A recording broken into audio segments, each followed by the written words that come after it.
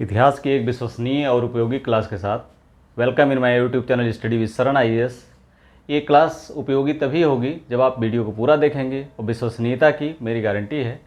और इसी के साथ शुरू करते हैं ये क्लास। और क्लास का विषय है सिंधु घाटी सभ्यता का पतन।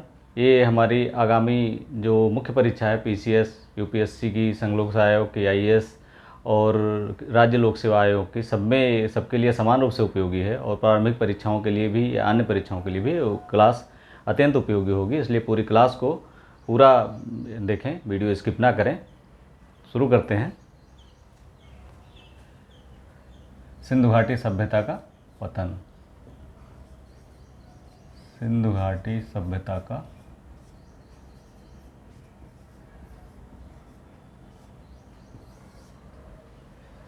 अब यहाँ सबसे सिंधु घाटी सभ्यता में दो चीज़ें बहुत ही, पूरी सभ्यता ही अभी केवल पुरातात्विक साक्ष्यों के आलोक में देखी गई है। पूरी सभ्यता को इस आधार पर विश्लेषित किया गया है जो वहाँ पर पुरातात्विक साक्ष्य मिले हैं। लेकिन अगर सबसे ज़्यादा हम अनुमान लगाते हैं, सबसे ज़्यादा विद्वानों में मतभेद है तो उसकी उत्पत्ति के विषय में और उसके अवसान के विषय में। सिंधु घाटी सभ्यता की उत्पत्ति और अवसान के विषय में सबसे ज़्यादा मतभेद है। बाकी चीज़ें में तो अधिकतर विद्वान एक मत हो जाते हैं, लेकिन इस मत उत्पत्ति और पतन में एक मत नहीं होते हैं। इसमें कई मत हैं और सबके अपने अपने तर्क हैं और अपने अपने दूसरे विद्वानों के काटने के भी अपने तर्क हैं कि ये नहीं हो सकता है। तो उसी पर हम आज डिस्कस करेंगे। सिंधु घाटी सभ्यता का पतन हम जानते हैं कि 2750 के बाद जब ये अस्तित्व में आती है तो ये नगरीकृत अवस्था में ही आती है अस्तित्व में, एक उन्नत सभ्यता के रूप में अस्तित्व में आती है, दिखाई देती है हमें उत्खनन में जो प्राप्त होता है। लेकिन 1750 ईस्वी के बाद ये अचानक लुप्त हो जाती है। लुप्त क्या हो जाती है, इसके जो नगरीकरण के लक्षण थे वो एकदम पतनावस्था में दिखाई पड़ते हैं। जो इसके मुख्य शहर थे ये इस खंडहर में तब्दील हो जाते हैं। उसके बाद एक ग्रामीण सभ्यता दिखाई पड़ती है उन क्षेत्रों में। लेकिन सिंधु घाटी सभ्यता की जो अपनी विशेषता थी उन विशेषताओं का पता नहीं रहता है कहीं। और एक जो है उन्नत सभ्यता अपनी परंपरा को आगे बढ़ाने में नाकामयाब रहती है और इस तरह से एक उन्नत सभ्यता जाती है और उसके बाद जो है दूसरी तरह की सभ्यताएं भारत में आती हैं, आर्य आते हैं और वही सभ्यता आगे बढ़ती है। तो इस सभ्यता का पतन कैसे हुआ, इस पर कई विद्वानों में बहुत सारे मतभेद हैं। इन मतभेदों को हम एक एक करके देखेंगे। तो सबसे पहला जो कारण बताया गया है, सारे कारणों को मैं यहाँ लिख देता हूँ। सबसे पहला जो या महत्वपूर्ण कारण कह सकते हैं ये है सिंधु नदी की बाढ़। सिंधु नदी की बाढ़,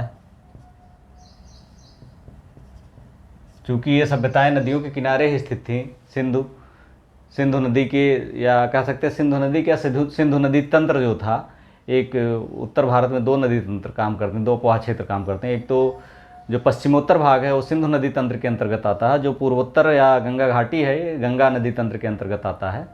तो ये सिंधु नदी तंत्र की बाढ़ के बात कह सकते हैं इसको। और अधिकतर उस समय के स्थल, चूँकि मंडल कूपों का आविष्कार होते हुए भी जो है उसका बहुत उपयोग नहीं हुआ था और नदियों का जो उपज के लिए उपजाऊ भूमि या बाढ़ उतरने के बाद जो खेती होती थी उसकी उपज की उपयोगिता इतनी थी कि उसके बिना वो सभ्यता आगे नहीं बढ़ सकती थी। इसलिए नदियों के किनारे रहना जरूरी था। तो अधिकतर नगर जैसे हड़प्पा रावी के किनारे था, मोहनजोदड़ो सिंधु के किनारे था, कालीबंगा घग्गर के किनारे था, लोथल भोगवा किनारे था, सूतका गेंडोर दास्क नदी के किनारे था, आलमगीरपुर हिंडन नदी के किनारे था, मांडा चिनाब के किनारे था जो उत्तरी दक्षिणी पूर्वी पश्चिमी छोर हैं। सूतका गेंडोर पश्चिमी छोर था। ये जो आलमगीरपुर हिंडन नदी किनारे पूर्वी छोर था। उत्तरी मांडा था, चिनाब नदी किनारे था, दक्षिणी दैमाबाद था। तो इस तरह से हर क्षेत्र, हर स्थान जो है नदी किनारे था। तो विद्वानों ने अनुमान लगाया कि ये जो इसका अवसान हुआ है नदी में बाढ़ के कारण हुआ है। नदी में बार बार बाढ़ आई और लोगों के घर नष्ट हुए, लोगों की उपज प्रभावित हुई और लोग अंततः पलायन करने के लिए बाध्य हो गए। तो इसमें जो प्रमुख विद्वानों ने अपना मत दिया इस संबंध में, उसमें पहले थे एस आर राव, दूसरे विदेशी विद्वान थे मार्शल और तीसरे मैके। इन तीनों विद्वानों ने बहुत प्रमाणों के साथ दिया इसको। जैसे इन्होंने कहा कि एस आर राव ने कहा हड़प्पा, एस आर राव ने कहा मोहनजोदड़ो, मार्शल ने मोहनजोदड़ो की खुदाई में, मोहनजोदड़ो की कई खुदाई में उनको कई खुदाई की परतों के बीच में या सभ्यता के मकानों जो कई परत थे तो उसमें जो है बालू पाए गए, गाद पाई गई। इससे जो है उन्होंने अनुमान लगाया कि मोहनजोदड़ो जो नष्ट हुआ था ये उसी बाढ़ के कारण हुआ था। इसी तरह से रावी की बाढ़ के कारण हड़प्पा नष्ट हुआ। एस आर राव ने भगत राव और लोथल की बारे में अध्ययन किया। लोथल भोगवा नदी किनारे था। उन्होंने बताया कि बाढ़ के कारण ये शहर नष्ट हुआ और इनके बंदरगाह, लोथल में एक बंदरगाह जो पाया गया था, गोदीबाड़ा पाया गया था, वो भी इसी के कारण नष्ट हुआ। और मैके ने चन्होदड़ों में बाढ़ के लक्षण पाए, चन्होदड़ों में इन्होंने बाढ़ का लक्षण पाया मैके ने। तो इस तरह से इन विद्वानों ने बाढ़ के कारण इस तंत्र का नष्ट होना बताया। लेकिन सबसे बड़ी समस्या इस बाढ़ के कारण जो नष्ट होने की जो तर्क है, इसमें सबसे बड़ी समस्या ये है कि ऐसी कौन सी बाढ़ थी जो एक साथ ही आई, क्योंकि ये पूरी सभ्यता में पतन जो परिलक्षित होता है वो एक साथ ही परिलक्षित होता है। पूरी सभ्यता एक साथ ही नष्ट होते हुए दिखती है, एक पतन की तरफ जाती हुई दिखती है। जब उन्नत थी पूरी सभ्यता एक साथ उन्नत थी। लोथल में गोदीबाड़ा से सीधे व्यापार होता था, सुरकोटदा था, धौलावीरा था, मोहनजोदड़ो, रावी, हड़प्पा, सारे केंद्र उन्नत अवस्था में थे। और जब उनका पतन हुआ तो सारे केंद्र पतनावस्था में दिखाई पड़ते हैं। तो ऐसी कौन सी बाढ़ थी, ऐसा कौन सा सिस्टम था कि जिसने सारे एक साथ ही बाढ़ सारे नष्ट कर दिए। तो ये इस पे सबसे बड़ा आक्षेप यही है कि एक साथ इतनी बड़े मात्रा में बाढ़ का होना इतने बड़े क्षेत्र में आज तक नहीं कभी हुआ ऐसा कि सिंधु नदी तंत्र और बाकी ये लोथल है, भगतराव है, दैमाबाद है, धौलावीरा है, कालीबंगा, यहाँ पर सिंधु नदी की बाढ़ का क्या मतलब है समझ में नहीं आता है।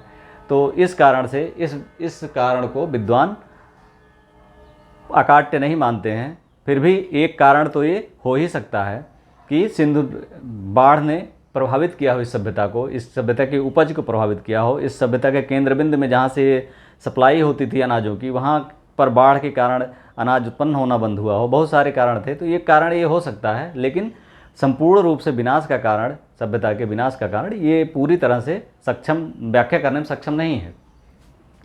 दूसरा जो कारण बताया गया है, इसको मिटा देता हूँ, बाह्य आक्रमण।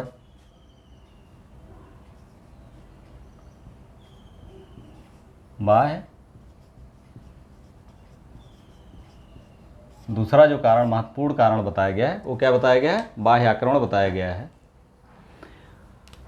बाह्य आक्रमण मतलब आर्यों का आक्रमण। हम जानते हैं कि 1750 ईसा पूर्व में तक ये सभ्यता थी, हड़प्पा सभ्यता, ठीक।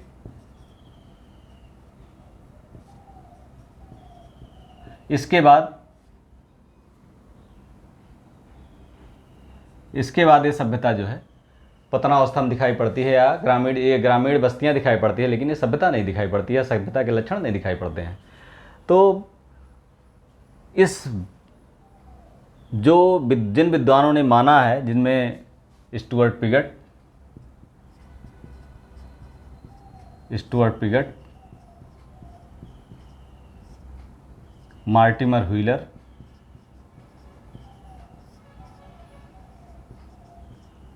और तीसरे स्टुअर्ट पिगट है, मार्टिमर व्हीलर हैं, ये दो बहुत महत्वपूर्ण विद्वान थे। और तीसरे जो हैं, तीसरे विद्वान हैं गार्डन चाइल्ड हैं।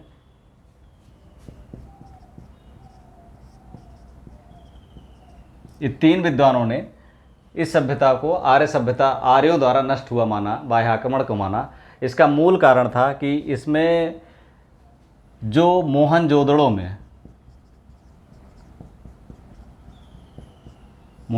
में 13 नरकंकाल, 13 कंकाल जिसमें बच्चे और महिलाएं भी थे, एक कमरे में मिले हैं, जिनके सिर पर चोटों के निशान थे। और एक गली में ढेर सारे कंकाल मिले हैं, कंकालों का ढेर मिला है। तो इससे लगता है कि किसी अचानक आक्रमण से ये पूरी सभ्यता, पूरे लोग मार दिया गया और ये बच गए। और हम जानते हैं कि आर्य जो है अश्वारोही थे और तेज़ घोड़ों पर चलते थे और नोमैडिक थे या कबायली जीवन जीते थे, तो वो उनकी गतिशीलता बहुत तगड़ी अच्छी थी। उसके बनस्पत ये लड़ाई भिड़ाई से दूर रहने वाले हड़प्पावासी थे। तो ये इन मार्टिमर व्हीलर महोदय ने एक और तर्क दिया कि जो ऋग्वेद है, ऋग्वेद में दो शब्द मिलते हैं, एक तो पुरंदर और दूसरा हरियूपिया। पुरंदर और हरियूपिया। उन्होंने पुरंदर यानी दुर्ग को तोड़ने वाला,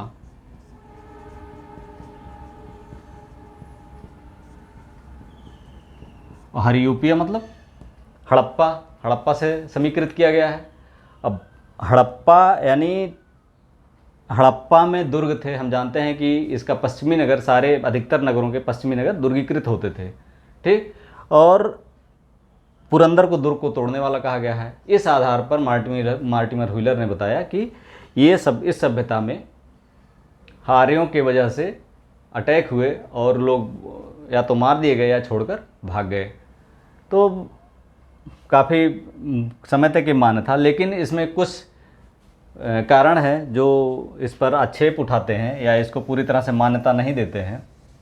उसमें पहला तो यही है कि जो कंकाल मिले हैं एक समय के नहीं हैं, एक काल के नहीं हैं, और अंतिम जो अलक्षित या पतनावस्था वाली स्थिति दिखाए उस समय के नहीं हैं। और दूसरे, इसमें इस तरह के जो चोट के निशान बताए गए हैं कि सिर पर चोट का निशान था, तो वो ऐसा लगता है कि या रिसर्च में पाया गया है कि वो चोट के निशान पहले घाव लगे हुए थे और जब इन लोगों की मृत्यु हुई तो उसमें घाव सही हो चुके थे। दूसरी जो महत्वपूर्ण है कि ये पूरी सभ्यता में एक हर जगह नहीं पाए गए हैं, इस तरह की स्थितियां पूरी जगहों पर नहीं पाई गई, हड़प्पा ये मोहनजोदड़ो में पाई गई है। और तीसरी जो महत्वपूर्ण है, ये 1750 ईस्वी में हड़प्पा सभ्यता पतनावस्था में दिखाई पड़ती है और आर्य आते हैं 1500 ईसा पूर्व में। कब आते हैं? 1500 ईसा पूर्व में। ये 150 वर्षों का गैप है। इन 150 वर्षों के गैप को कैसे भरा जाए, क्योंकि 150 वर्षों का गैप बहुत होता है। तो इस तरह से कई कारण हैं जिससे जो है इसको जस्टिफाई नहीं किया सकता है, लेकिन हो सकता है कि अग्रगामी कोई शाखाएं रही हों आर्यों की। जैसे हम जानते हैं कि ऋग्वेद में दास और दस्यु दो शब्द मिलते हैं। दस्यु को तो वहाँ का भारत का मूल निवासी माना गया है, भारत का कह सकते हैं, ये यहाँ के जो लोग रहते थे उनको मूल निवासी माना गया यहाँ का। लेकिन दास जो थे, जैसे सुदास एक शब्द, या ऋग्वेद में अन्य राजाओं के, आर्य राजाओं के नाम साथ दास लगा हुआ था, तो ये दास जो थे ये संभवतः उनकी आगामी शाखाओं या आगामी जो शाखा थी उससे जुड़े हुए थे। उन्हीं के द्वारा हो सकता है कुछ जो परिवर्ती हड़प्पावासी थे उनसे कुछ लड़ाई हुई हो या विरोध हुआ हो, प्रतिरोध हुआ हो उनसे कुछ, यही इतनी ही केवल संभावना जगती है, बाकी और कोई संभावना नहीं जगती है। क्योंकि 1750 में इसका पतन होता है, 1500 ईसा पूर्व में, 1750 ईसा पूर्व में पतन होता है, 1500 ईसा पूर्व में ये आर्य आते हैं। इस तरह से पूरी संभावना नहीं है, लेकिन यह है कि थोड़ी संभावना ये बनती है कि परिवर्ती हड़प्पा के लोगों का सामना आर्यों की आगामी पहले आने वाली टुकड़ियों से हुआ हो। इस तरह से संभावना कुछ बन सकती है। अगला है, जो अगली मुख्य कारण देख सकते हैं पतन का, वो है सिंधु नदी की बाढ़, नदी मार्ग परिवर्तन।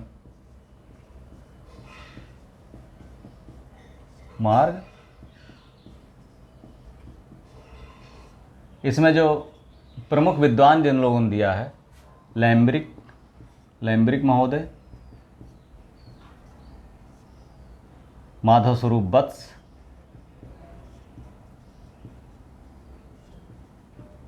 और तीसरे जो हैं डेल्स।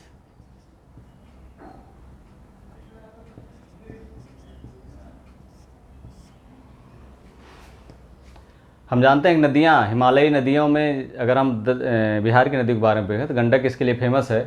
गंडक, कोसी, सारी नदियाँ अपने जगह को बदलने के लिए या अपने स्थान को परिवर्तित करने के लिए, बाकी नदियाँ सरजू, घाघरा, गंगा सब अपने पार्ट को काटती हैं, एक तरफ दूसरी तरफ बढ़ती हैं, कभी दूसरी तरफ काटती हैं, एक तरफ बढ़ती हैं। इस तरह से मार्ग परिवर्तन के कारण, चूँकि नदियों के किनारे नगर बसे हुए थे, तो मार्ग परिवर्तन के कारण इनकी उपज प्रभावित हुई और इनकी बस्तियां खतरे में आईं और ये लोग धीरे धीरे, समृद्धि इनकी कम हुई, तो इस वजह से इन लोगों का पलायन हुआ, या इन लोगों की समृद्धि कम होने के कारण ये ग्रामीण क्षेत्र, ग्रामीण रूप में पतन होने के बजाय ग्रामीण रूप में इनकी अब सभ्यता परिवर्तित हो गई। लेकिन यहाँ भी वही स्थिति, वही बात आती है कि ये पूरे व्यापक क्षेत्र में एक साथ नदियों ने कोई समझौता तो किया नहीं था कि एक साथ नदियाँ समझौता कर लेंगी और परिवर्तित कर देंगी अपना मार्ग, ऐसा तो संभव है नहीं। तो सारी पूरी बस्तियों के पतन का एक कारण, ये पूरी तरह से कारण नहीं हो सकता। किसी एक स्थान या एक क्षेत्र या एक केंद्र का कारण ये अवश्य हो सकता है, लेकिन सारे केंद्रों का कारण नहीं हो सकता है। या ऐसा हो सकता है कि जो मुख्य नदी है, जहाँ से मुख्य सिंधु, रावी, इन सब नदियों पर जहाँ की उपज, जहाँ के कछार में पैदा हुए अनाज से पूरी सभ्यता पोषित होती थी, उस सभ्यता, उससे जो है अनाज कम होने से, जो शहरी केंद्रों का पतन होने से जो अगल बगल केंद्र हैं ये भी इनका भी पतन हुआ हो, ये संभव हो सकता है, लेकिन पूरी तरह से मान्य नहीं किया जा सकता है। अगला जो महत्वपूर्ण है, जलवायु परिवर्तन।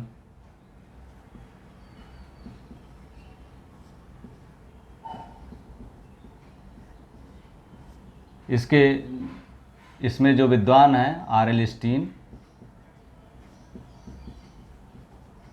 और दूसरे A.N. घोष,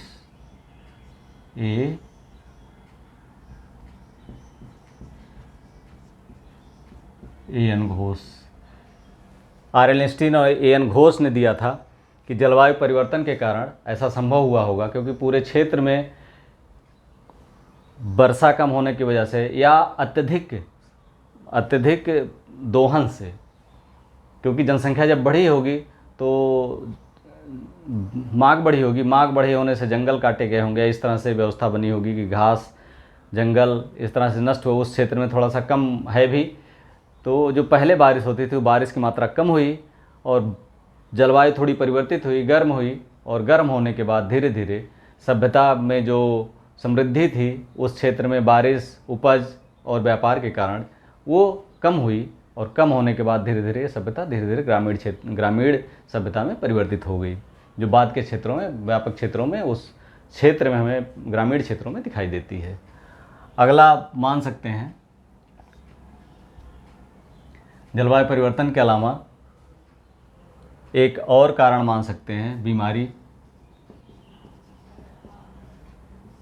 इसके जो कनेडी महोदय हैं, जिन्होंने संकल्पना को दिया है, कनेडी महोदय, इनका कहना था कि जो हड़प्पा के अस्थिपंजर पाए गए ढेर सारे, ऐसा भी हो सकता है कि ये जो कोई व्यापक बीमारी फैली, हम जानते हैं आज भी जैसे कोरोना है, कोरोना व्यापक क्षेत्र में फैली, बहुत सारे लोगों को, इतनी सावधानियों, इतनी उन्नत सभ्यता के बाद बहुत सारे लोग कालकौलित हुए, लाखों लोग या करोड़ों मारे गए, और अभी भी लाखों प्रभावित हैं।